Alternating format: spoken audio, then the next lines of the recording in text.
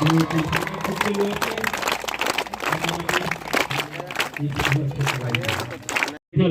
के मिस्टर पोल दांगशु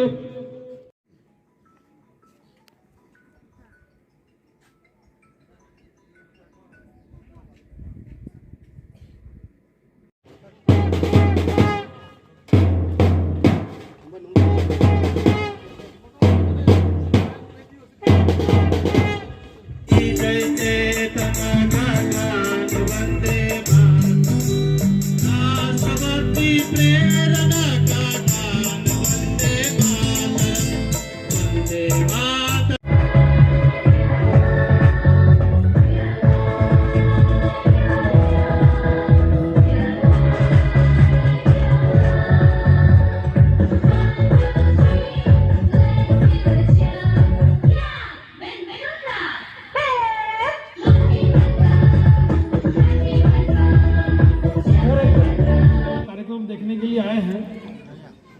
भाषण सुनने की किसी की इच्छा नहीं, तो मेरी भी भाषण देने की कोई ज़्यादा इच्छा नहीं, लेकिन बोलने के लिए बोला है, इसलिए दो बातें बताकर मैं अपनी बात समाप्त करूंगा।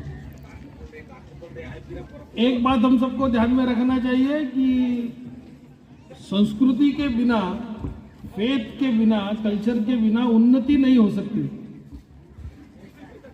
उसके बिना शक्ति भी नहीं आ सकती।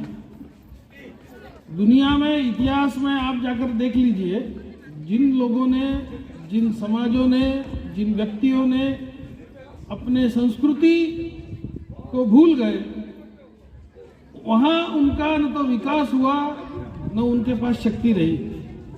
रतन मुनि सेवा मिशन इस काम में पिछले 30 साल से लगा है।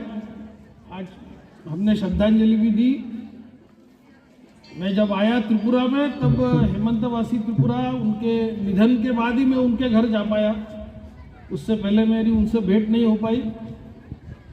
ऐसे महान लोगों ने समाज अपने दम पर चलाता है। त्रिपुरा एकमात्र राज्य ऐसा है जहां कम्युनिटी अपने बेस पर कुछ काम करती है। जमातिया होड़ा अपने दम पर स्कूल चलाता है, सरकार के भरोसे नहीं चलाता, कम्युनिटी के भरोसे स्कूल चलाता है। 650 बच्चों का हॉस्टल चलाता है, 15 स्कूल चलाता है। अपने ही त्रिपुरा समाज के नारायण, अपने वीरेंद्र त्रिपुरा, उनके भी हम साथ गए थे, तो वो भी रुष्यावाड़ी में और अंदर वहां भी स्कूल चलाते हैं। सरकार का पैसा नहीं लेते, कम्युनिटी का अपना पैसा लगाकर बच्चों का स्कूल चलाते हैं।